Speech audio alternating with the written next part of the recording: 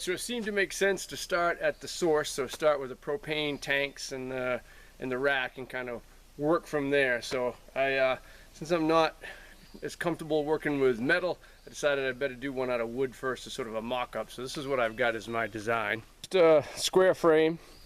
I got this, just a RV propane rack. I can put the link in the description. I figured it's easier to buy that. It was only like 25 bucks or something like that. So it's easier to buy that, I think, than make it, especially with this threaded rod and this bracket. And my welding skills, trying to weld that little nut right there into place, that would be a disaster. So it would probably be easier to build that. I got this regulator that automatically switches from 2 tanks, and that's going to get bolted to the top of that. And this rack's going to get bolted to the metal tubing, to square tube. So I've got to cut and weld this out of metal.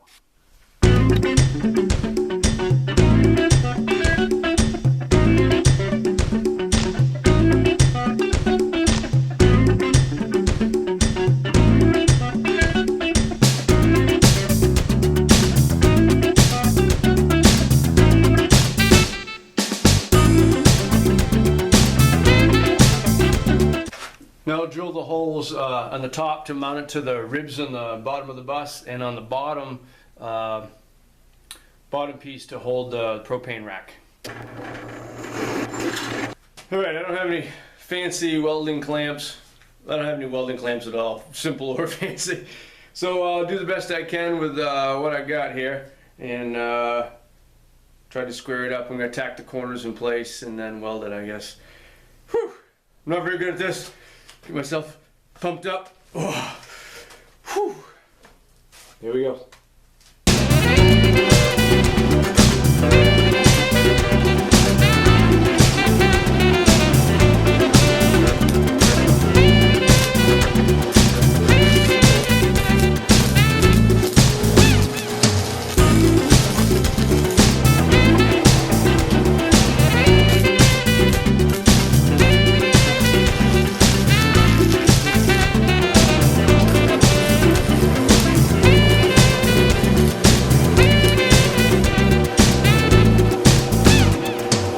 This is possibly the ugliest welding in the history of welding. Well, I might have done something uglier last winter when I first got this. I picked up this stick welder for 50 bucks on Craigslist. So I don't know. I think it seems relatively strong. I think what I'll do is I'll try to grind down the welds a little bit and then see if I missed anything, maybe touch it up a little bit, and then put it on. I might even ratchet strap it for extra precautions, at least a couple times, to see if it doesn't fall apart. But it's all a learning process, isn't it? Time to cut some holes to run some propane lines. I hate cutting holes.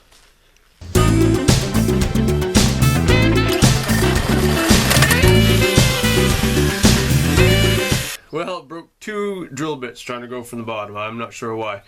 So we'll try going from the top.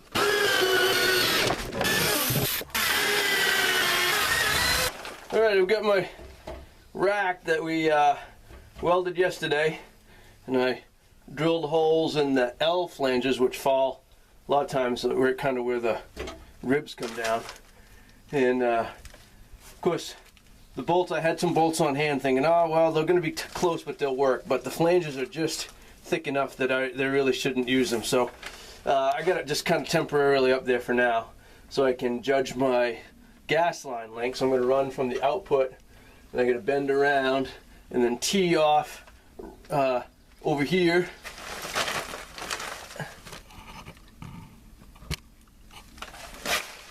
Tee off over here so I can run to the water heater, which is going to go there, and then down to the stove, the refrigerator, and the furnace down that way. So I got my, I'm using 1/2 inch. I know it says a lot of times 3/8 is okay, but I don't know. I've got that water heater. I want to make sure it doesn't starve. Of course, I just did all the undercoat on that, so it's all sort of gooey, which is good for rust, but it's going to get me all covered in black, I think. Alright, so this is going to go got my exhaust here. I really kind of wanted to go through that bay there, but it probably would be prudent to keep it away from the exhaust, huh? So I guess I'm gonna go this next bay.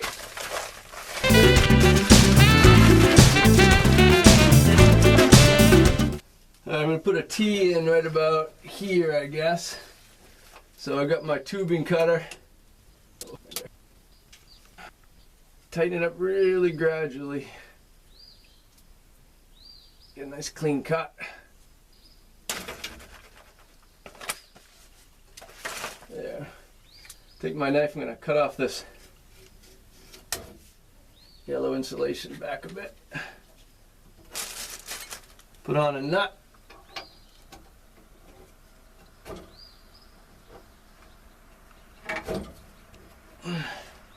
And use my flaring tool here for 1/2 inch. It does a double flare, so you put this little mushroom cap and you leave about the same width of the cap exposed on the. I'm going to put the stem of the mushroom down in the tube and then take the crimper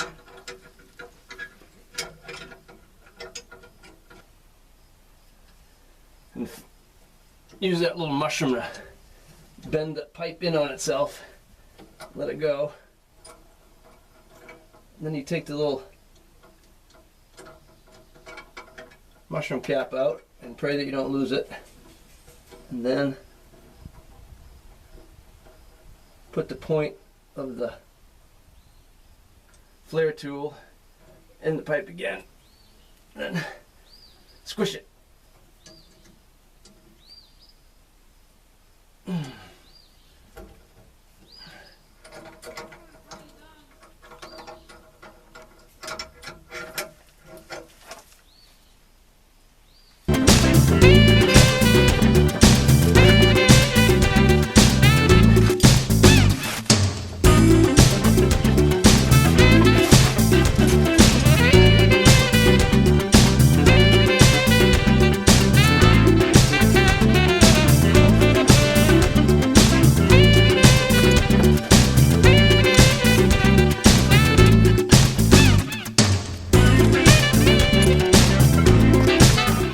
Okay, so now we're going to make our sediment traps for each of the appliances. So essentially the gas line comes up through the floor, hooks on there. Here's my gas shut-off valve, and then to a 1/2 inch elbow, to a nipple, to a T, and then sediment. It's supposed to be at a 90-degree angle, I guess, so the gas comes in, sediment or condensation drips down into the bottom of this cap, and then goes up. Now I was originally going to get gas connection hoses, would have been easy, but my appliances, everything's running 3/8, and I can't find 3/8 gas connectors readily, so I'm going to reduce to 3/8 here. I'm just going to make them out of some 3/8 copper tubing. I hope I have some, I think I do. So, just want to do a mock-up there. That's what it's going to look like. And then now just Teflon tape and put them together with pipe wrenches.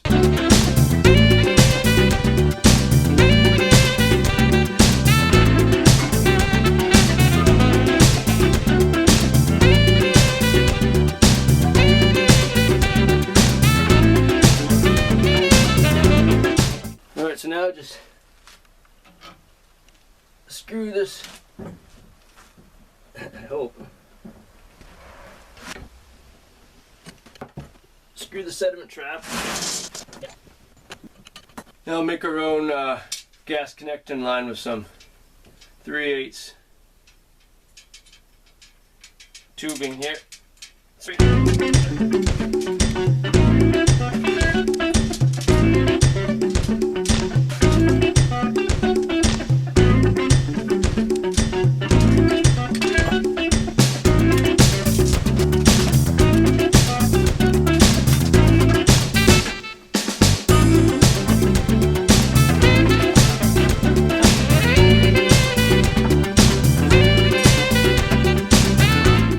So today's project is installing this fridge.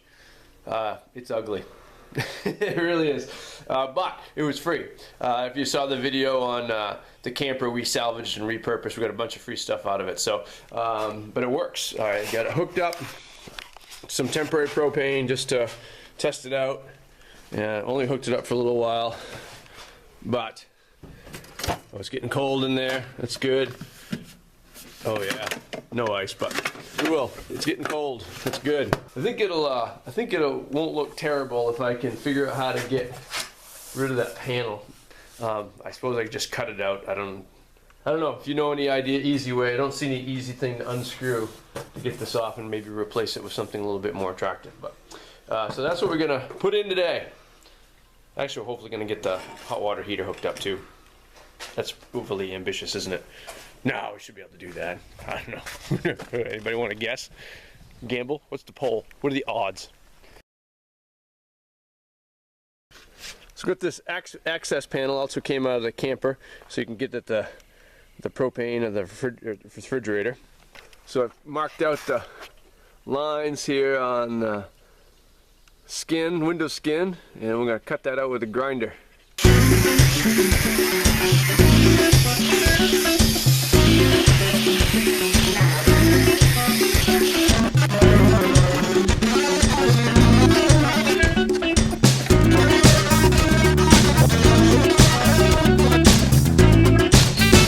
I got the plywood out, and I pre-drilled just 2 holes to hold the door in place. Now I'll pre-drill the rest of all the holes. Alright, after multiple drill bits, time for some caulking.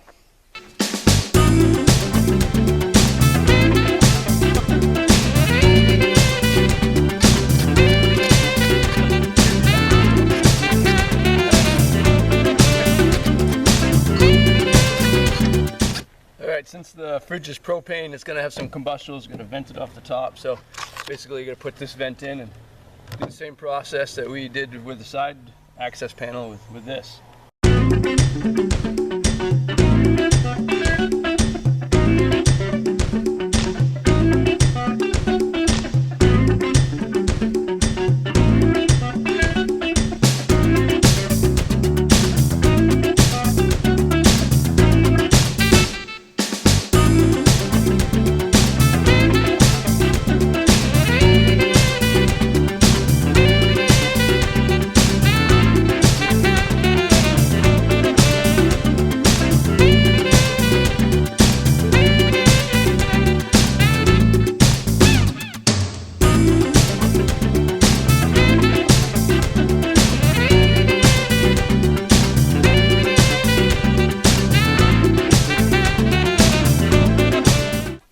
Alright, slid the fridge in place there, and so our final step is to hook up the gas line on that side. And again, I can't find the 3/8 gas connector, so I have to make them out of copper, which they're not that flexible, so it might be a challenge. So I'm gonna cut this to length here, and then put a nut on it and try to bend it carefully so we don't crimp it, so we can get into that connection there. Well, I got it hooked up in the fridge, but now this is too long. The only way I can get it bent without crushing it, so I'm gonna have to recut this and reflare this end so it'll fit right.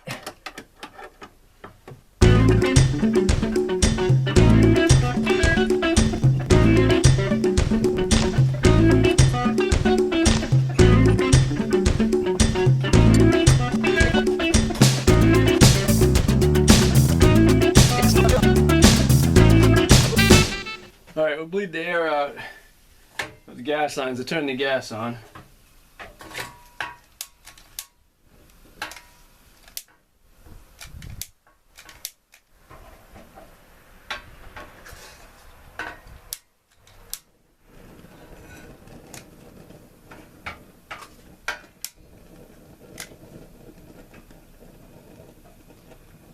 Let's get the stove going and try to get all the air out of the system, then we'll light the fridge. It's very exciting. Air's out of that. So now we'll go over to the fridge. We've got to turn the gas on. hit light. It's going to take a bunch of times to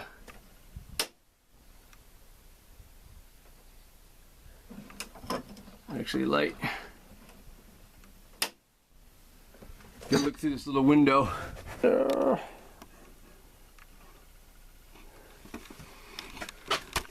Alright, cool, we have a fridge. Alright, now it's time to check for leaks. So you can get a pressure valve and you can tie that in the system. They have little gas detectors, little battery powered that beep. Really, I kind of like just using a bottle of soapy water. It's kind of how I find leaks in rafts. So I've already found a couple underneath that I fixed. I didn't film that. It was a very frustrating process. The camera might have gone flying, but I seem to have got myself a little calmed down now. Let's see what happens in here. So, gotta take the spray bottle, spray the connections, and see if any bubbles start to grow.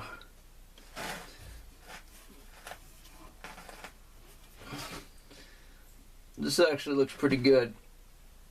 I think we're all set over here.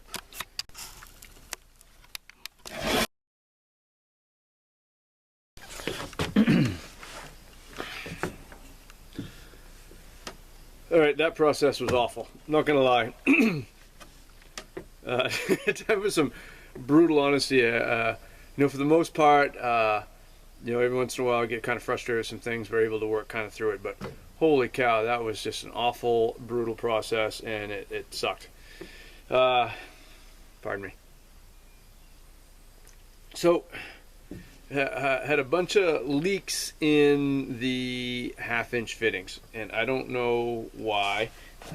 So if any of you gas guys out there, so this is the half-inch. Says come here.